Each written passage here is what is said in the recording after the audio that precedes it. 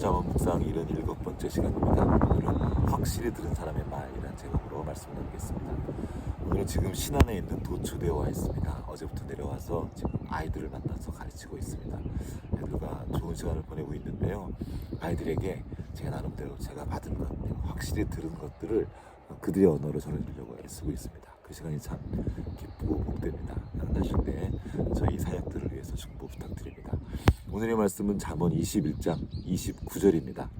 거짓 증인은 패망하려니와 확실히 들은 사람의 말은 힘이 있느니라. 여기서 말하는 증인은 재판 용어죠.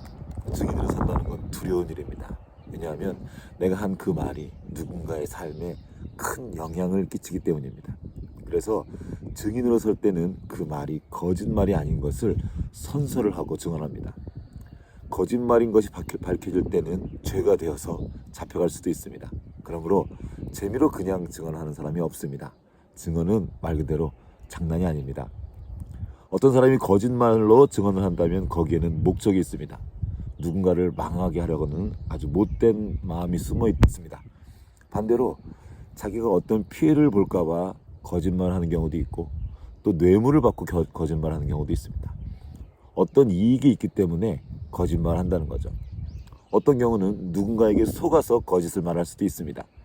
자신은 사실이라고 생각했지만 사실은 사실이 아닌 거죠. 또 명확하지 않고 자신의 어설픈 기억과 느낌을 따라 말하는 경우도 있습니다.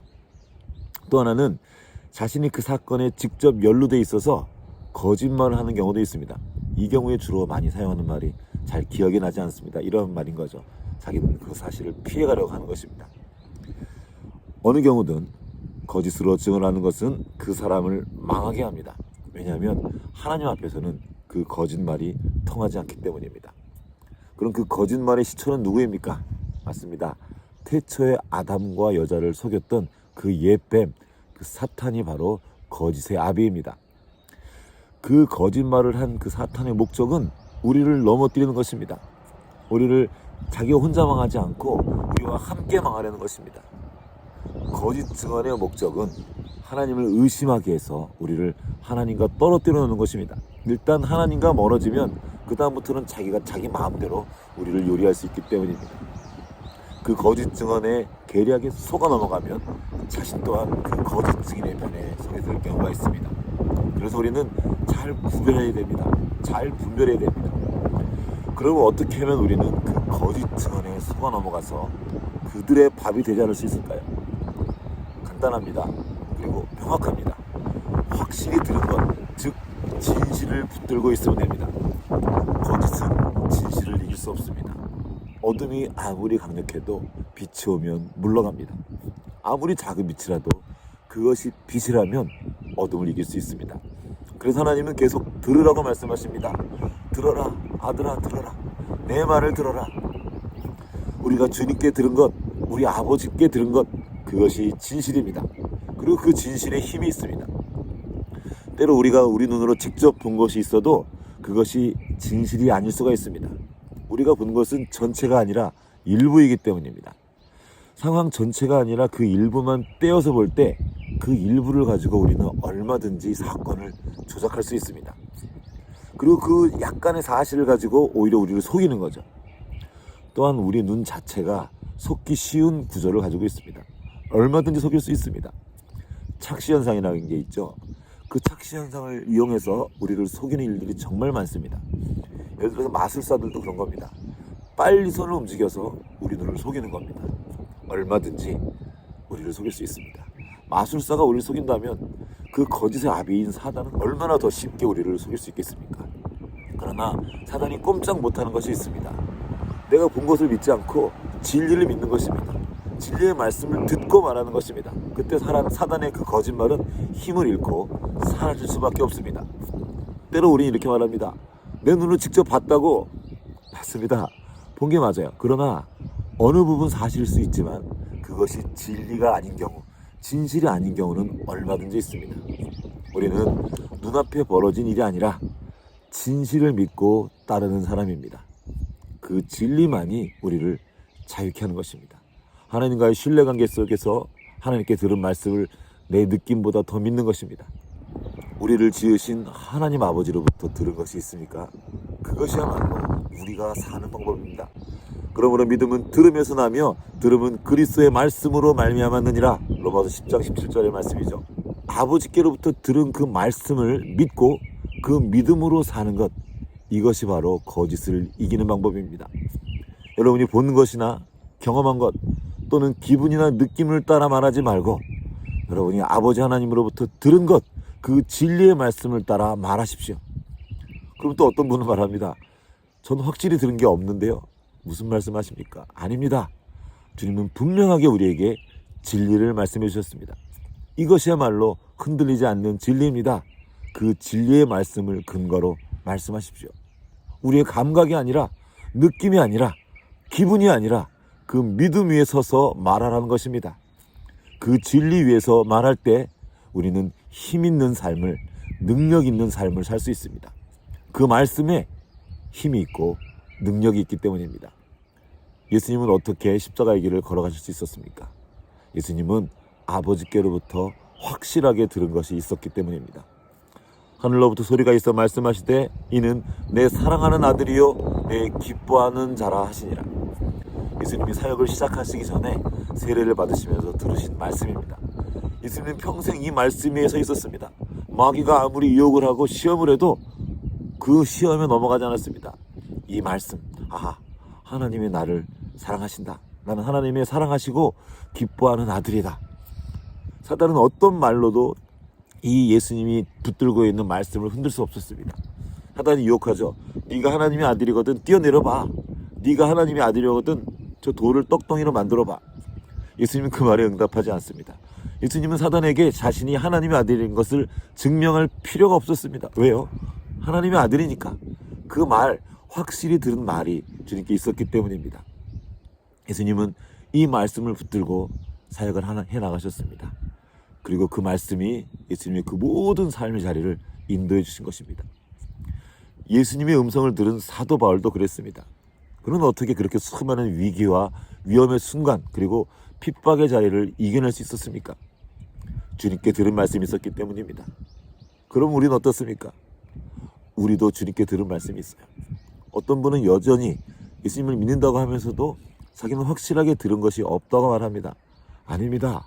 분명히 주님은 말씀하셨고 우리는 알고 있습니다. 주님은 어떻게 그 말씀을 주셨습니까? 우리에게 성경을 주신 겁니다. 다만 우리가 그 말씀을 붙들지 않고 우리가 눈으로 본 것 그리고 그 본 것을 따라 혹은 기분을 따라 상상한 것 그것을 붙들기 때문입니다. 그렇게 우리는 염려하고 걱정하고 근심하고 안 될 것 같으니까 두려워하는 것입니다. 그러나 주님이 우리에게 주신 건 두려워하는 마음이 아닙니다. 하나님의 말씀입니다. 그리고 당당히 서는 것입니다. 특히 우리가 자주 속는 것이 우리의 실패의 경험입니다. 나는 안 되는구나. 또 실패했구나. 난 아닌가? 이렇게 불안해하는 것입니다. 그럴 필요 없습니다.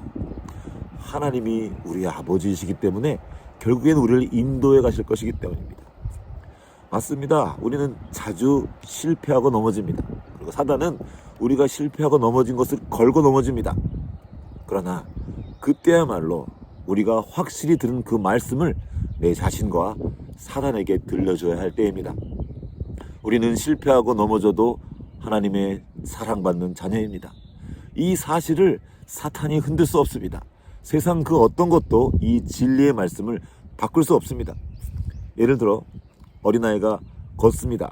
계속 넘어져요. 걷는데 실패합니다. 그러나 실패했다고 그 아이에게 걷는 사람의 진실이 없어지는 것이 아닙니다. 때가 필요한 거죠. 그 시간을 지나서 결국에는 걷게 되는 것입니다. 아니 그 실패조차도 걷게 되는 한 과정입니다.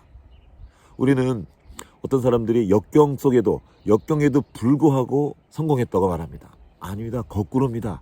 역경이 있어야 그가 성공하는 것입니다. 어린아이가 넘어졌기 때문에 걷게 되는 것입니다. 걷다가 넘어지기를 반복하면서 그 아이의 다리에 힘이 생기기 때문입니다. 그러므로 그 넘어짐은 나쁜 것이 아닙니다. 성공을 위한, 걸음을 위한 꼭 필요한 과정인 것입니다. 내가 넘어진 그 실패의 사실이 아니라 하나님의 말씀, 내 안에 두신 그 생명의 진실을 붙들고 살아가는 것이 바로 우리 그리스도인의 삶입니다. 우리에게는 하나님이 주신 성경이 있습니다. 그 말씀을 무기로 삼는 것입니다. 그 많은 말씀 중에 몇 구절이라도 붙들고 그 말씀을 사용하는 것입니다. 제가 붙들고 있는 말씀 중에 한 구절을 소개하겠습니다. 로마서 8장 37절과 39절의 말씀입니다. 그러나 이 모든 일에 우리를 사랑하시는 이로 말미암아 우리가 넉넉히 이기느니라. 여기서 말하는 모든 일은 정말 모든 일입니다. 살아가는 것, 자녀를 키우는 것, 직장 생활하는 것, 사람과 관계하는 것, 질병을 만났을 때, 어려움 만났을 때 그 모든 일에 우리는 우리를 사랑하시는 이로 말미암아 넉넉히 이길 수 있습니다. 그 모든 것을 이기신 우리 주 예수 그리스도의 부활 생명이 우리 안에 있기 때문입니다. 그리고 그 예수님을 통해서 우리가 하나님의 자녀된 것을 우리가 알고 믿고 있기 때문입니다. 내가 확신하노니 사망이나 생명이나 천사들이나 권세자들이나 현재일이나 장래일이나 능력이나 높음이나 기쁨이나 다른 어떤 피조물이라도 우리를 우리 주 그리스도 예수 안에 있는 하나님의 사랑에서 끊을 수 없느니라. 이 말씀이 우리에게 들려주신 하나님 아버지의 말씀입니다. 세상 그 어떤 것도 우리 주 예수 그리스도 안에 있는 하나님 아버지의 사랑에서 우리를 끊을 수 없습니다. 이것이 진리이고 이것이 진실입니다.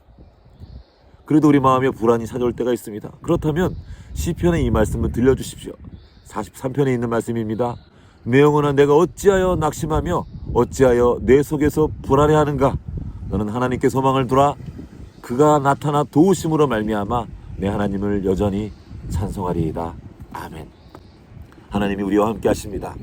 우리는 하나님의 사랑받는 자녀이고 하나님 우리를 기뻐하십니다. 우리 안에 두신 그 예수 그리스도의 생명은 세상 그 어떤 것도 뚫고 나오는 놀라운 생명입니다. 오늘도 주님께서 이 말씀을 듣고 그 확실하게 들은 것을 내 자신에게 말해주고 또 그것을 말해내며 그리고 우리의 관계된 사람들에게 말해주며 살아가는 하루가 되기를 바랍니다. 오늘도 주님과 함께 승리하십시오. 저도 함께 기도하겠습니다.